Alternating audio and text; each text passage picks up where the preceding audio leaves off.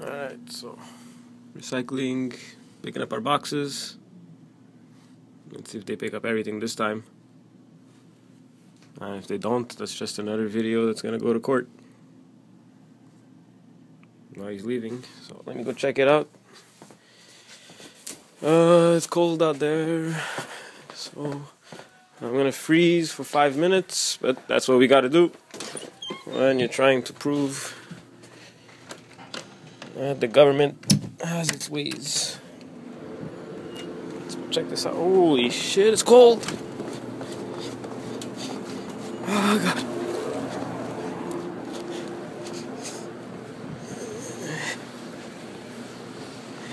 What?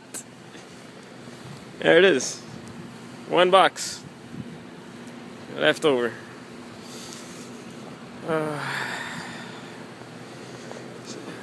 They just keep leaving 1 box so that when the inspector comes, you get a ticket for putting your shit out too late.